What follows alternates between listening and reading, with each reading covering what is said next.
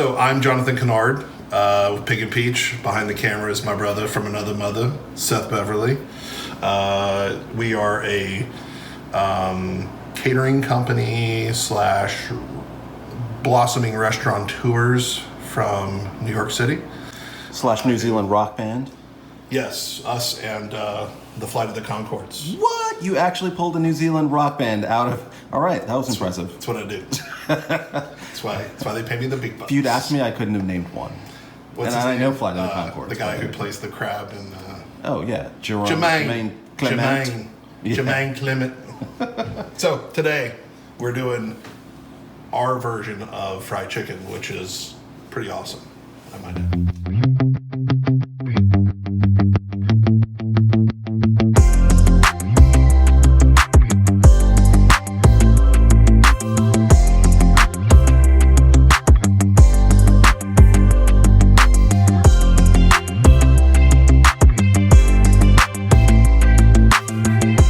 So, this is already brined in buttermilk, hot sauce, pickle juice, and a little bit of oregano.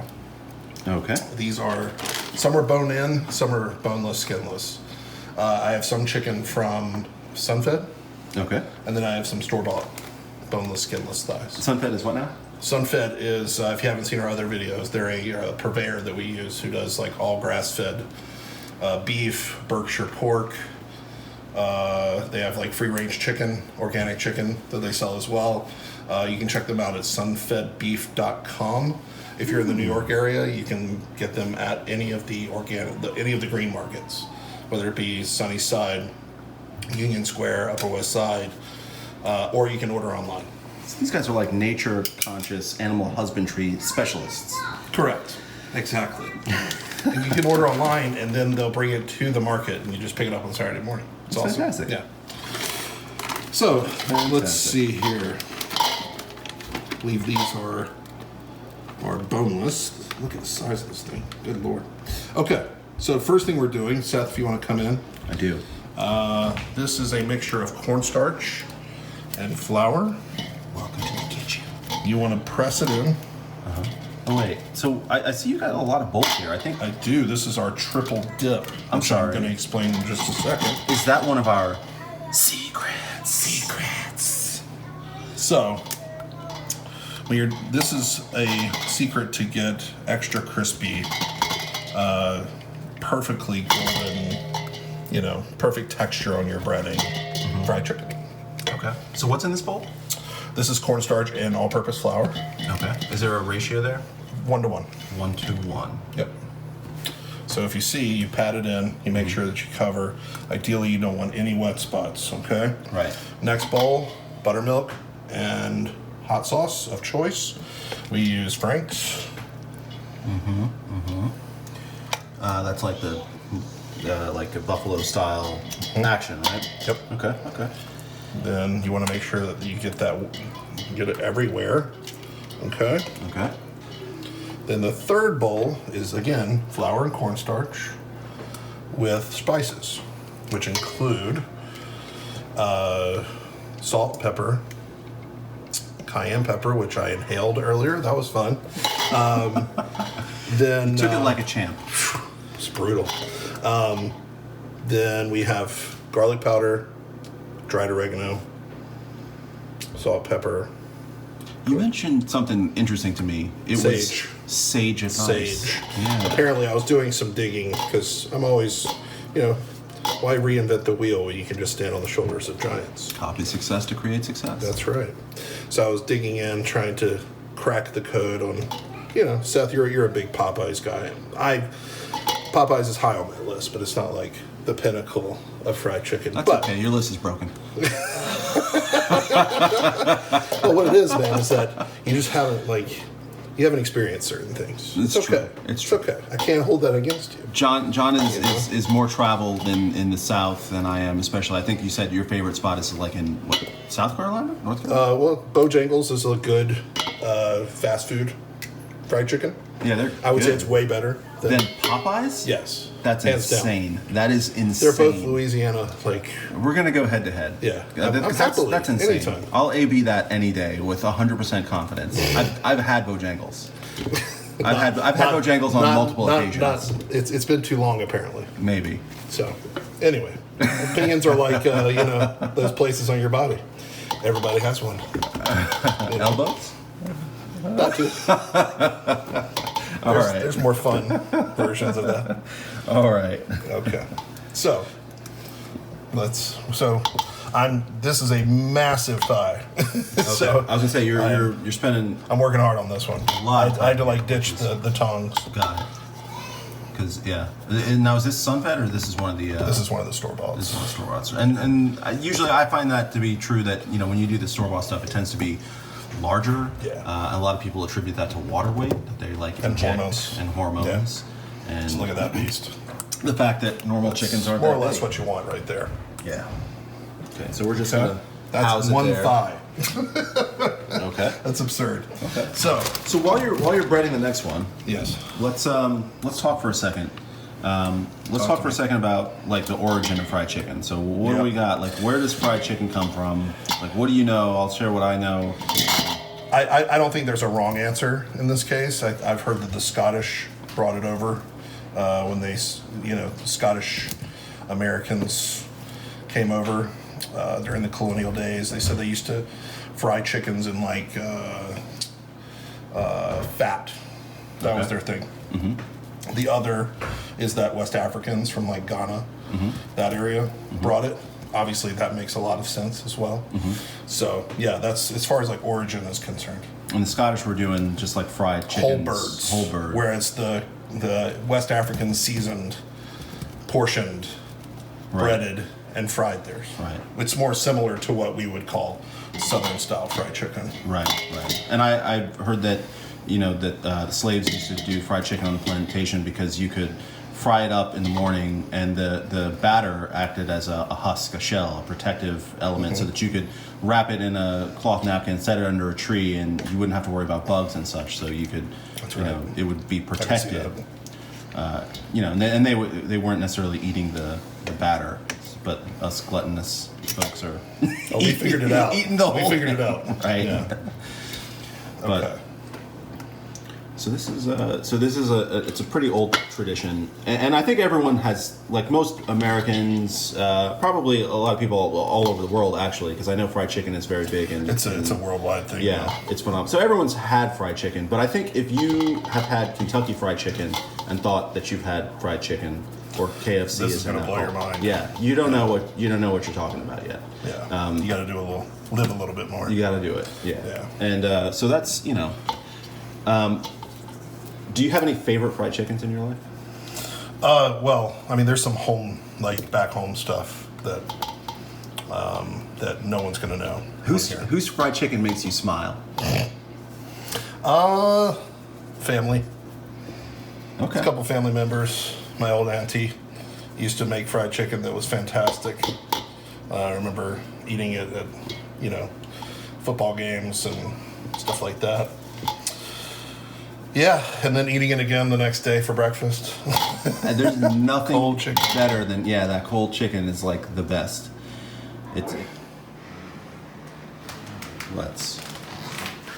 All right, welcome back, guys. It's that time.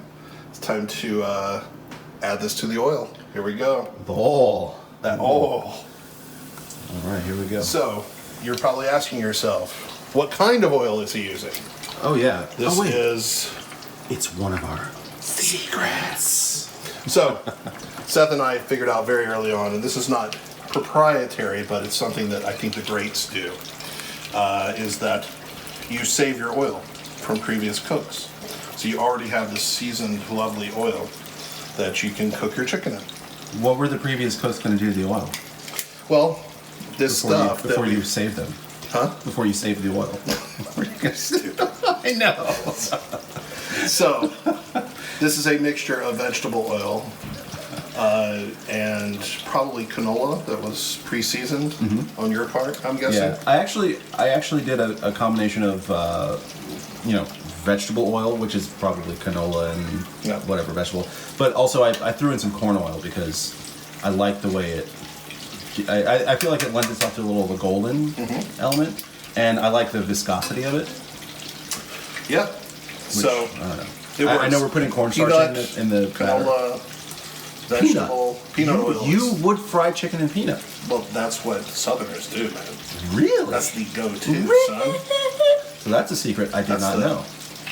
Rocket Rims, Okay. Jack and Jaws. Yeah. Okay. I had no idea. Well, now Yep. Peanut oil.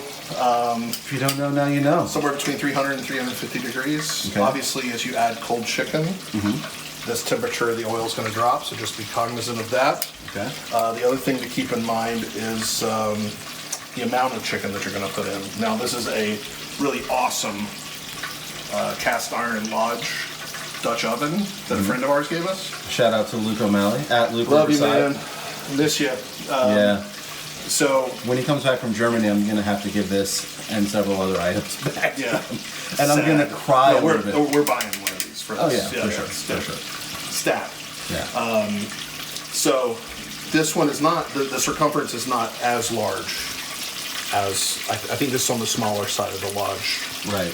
Yeah, they have Dutch much ovens. larger. They have ones. much bigger ones. This is the New York Square. apartment size. Correct. So in this case, this is good for like one big boneless thigh. Okay. Yeah. Okay. So, be cognizant of the spatial, you know, the You don't want to volume. overcrowd, because then the next thing you know, your breading's falling off. Right. Right. So just keep an eye on it till it's golden brown, and the internal temperature is around, I think 160, 165. Okay. Yeah. Most people do this with like a thermocouple, Yeah. meat thermometer, Yep. that kind of thing. Yeah. I don't. by eye. Okay, because I was gonna say I don't have one Yeah. of those. I Yeah. probably will get one at some point. I don't tend to fry a lot of chicken. However, I did do this recipe after we attempted it. We did a video of this. And it came out very good. It did. but It did. I did it with the kids, It which was was just technical difficulties. yeah. The video came out well, but after seeing the video, I watched the video with the kids, my kids, and we did it right here, and it came out really good. The chicken was delicious. The brine was on point. I don't think we quite got the batter to stick the right way, which I think this go around we actually added. We did. We added an egg to the buttermilk and hot sauce mixture, Right. which I've heard can also aid in tacking the breading to the actual piece of meat. Right. Yeah. So it was great. It was a lot of fun. It was a unique family experience. I tend to do a lot of the cooking, and I like to keep a neat kitchen, and my kids are the opposite of a neat kitchen. And so, but I just was like, hey, I'm going to let them make whatever mess. They were in the batter. The batter was everywhere. They were in the dip. You know, it was a mess, but it was a beautiful, fun, and delicious. It was a beautiful mess. Yeah. Yes. And that's what it was. A beautiful It was a disaster. Great family occasion. I even let them drop some of the chicken into the oil. Don't call CPS. No one was in danger. It was very careful, but we did the whole process together, and it was pretty That's exciting. awesome. Yeah, that's great. I imagine you've done this with your kids too. I have, and my kids love it. They love every aspect of it because they get dirty. Right. You know, it's like it's not the most clean of exercises, but they have a blast doing it because especially with this finished product. Right. Come on. Right. Who doesn't love So this is one of those things where I think traditionally there's usually someone that fries chicken, but usually that's not like the only meal. That's not the only dish going on the table. So the cooking experience, when I was growing up, anyways, whether it was fried chicken or Thanksgiving or these types of meals, there were more than one person. There was more than one person in the kitchen. There were more than one cooks involved. Yes. There were more than one person's recipe. There was like I'm the guy slaving over the hot oil right now. right. Yeah. Well, there's someone else making the mac and cheese. Right. Someone else working on dessert. Yep. And guys, another secret is before you drop your chicken, take a little piece of breading out of your third bowl here. There's some little clumps of stuff. Toss one in and see if it bubbles up. Because if it is, then your temperature's good. So you drop some of the excess batter into the oil, watch it bubble up. Yep. And then the temperature's good. Correct. Okay. And so you can you gauge then like how long it takes for this to brown? Basically, does that tell you about how long it takes for the chicken, or it's totally separate? It's totally separate. Totally separate. Yeah, because that's a much smaller piece. It's going to brown faster. And we've got this on this unsightly looking setup over here. Yes. But this is There's one a of our reason behind secrets. it. Yeah, it's another secret. All right. Is that once you're done, in order to maintain the tackiness of the batter to the chicken itself, 'cause if you don't want the breading falling off, use a cooling rack as opposed to putting it on a paper towel on a plate, because then your breading gets greasy and kind of gross and it starts to fall off. This way your chicken has a chance to rest on a surface where the air can get around it. Right. Cool it kind of all simultaneously without making the breading greasy. Got it. Got it. So we're letting it cool consistently all the way around the chicken and letting the grease escape. Yep. Got it. This is looking fabulous, by the way. Okay. So talk to me about how we're knowing what's fabulous. How do we know when it's done? It's going to get that color brown. That's what I'm looking for. Got it. Yep. All right. And so we've got aided in this process is the fact that we're using this seasoned oil, right? Yes, correct. I mean, which will add. it's not just about flavor, right? It's part of that. Yes, part of that is the seasoned oil will give it that glowing, brown, lovely texture and color. Okay, let's dig in. So we've got one of our secrets over here. The cooling rack. The cooling rack. So the cooling rack is for what now? So a lot of people, you'll see them fry their chicken and then put it on a plate with a paper towel. What that does is it allows the excess oil to run off and stick to the towel, which then comes back into the breading, which then makes it fall off, and it's kind of greasy and gross. Right. So in order to keep that from happening, what you want to do is you want to cool your chicken on a cooling rack like this. That way the air can come around it at pretty much from everywhere and cool it, and the grease can run off. That way you get this really amazing, tacky, crispy breading that is phenomenal. Got it. Okay, so we're letting it cool from all sides. We're letting the grease get away from it. That makes sense. And so you're getting that nice crispy chicken. You were saying this is almost done, and you can tell that because it's getting almost to this color. Yep. So we're looking for that golden brown.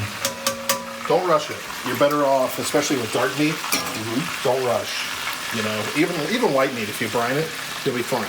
You're better off overcooking than you are undercooking. Got it. Because if you're brining it and you're frying it right, the juices stay in anyway. It's going to be very juicy and very flavorful. Just take your time. Don't rush fried chicken. Got it. Just sit back, have a beer, have a cocktail. Oh, I'm sorry, I don't have any beers to offer whatever you do, whatever your thing is. Whatever your thing is. And just relax. And then, that's it. Yeah. All right, so it is time. This guy is ready to come out. So what I'm going to do is I'm going to hold it over the grease for a second. Let her drip. Okay. Who's this? Taylor? Taylor. Old Taylor. Who's that first bird, first chickadee? That's right. Coming over to the rack. Boom. How good does that look? That looks actually super amazing, delicious. It's got the same look as Popeyes. So the egg, I think, maybe, because our previous ones didn't quite look exactly like this. But I think we've hit that sweet spot. So it's got like there's a thick quality to the batter here, where you've got these like chunks and ridges, and that's beautiful. That makes me hungry. It makes me smile too. Okay. It makes me hungry. It's like we're only going with one this time as well. Okay. It's going to take a while. Okay.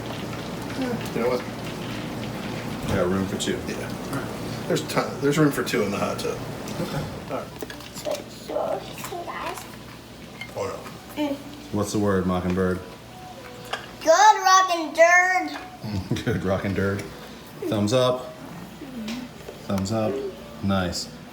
What's it taste like, G? Salty, chicken-y, It's like really good fried chicken. has like a little bit of a sour taste. It's like spicy kind of. Kind of like mint, except doesn't taste like mint. Kind of like a minty type of spice. Okay. What do you think, big boy? and just a little hard. All right, John, what are your thoughts, man? It's fantastic. This is obviously the first time using the egg, which made it's a thick crust. Okay. It's a little bit thicker than I think I would like it to be. Got it. I want to.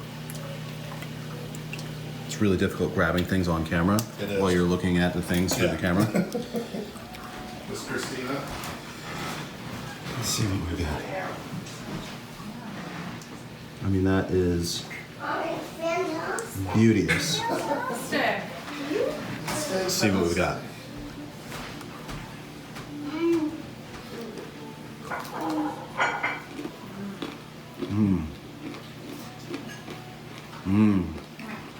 Okay. Okay.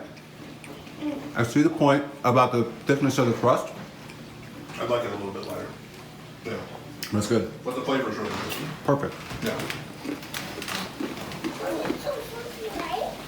I thought last time we were like a touch salty, Agreed. so I dialed that back a touch.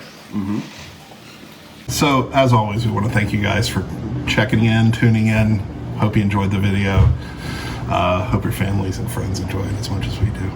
And check back with us, subscribe, click the little notification bell so you can see when we post videos. And can't wait to see you next time. Drive. You're going to drive? Subscribe. You want to say bye-bye? Say bye-bye. Subscribe. No, say bye-bye. Subscribe? Are you telling the viewers to subscribe? Yeah. Why do you know what that means? No, it's subscribe and like this video. Yeah, there you go. See, YouTube kids. Click, YouTube kids. click Appreciate down you guys. below. Bye-bye. Bye, guys.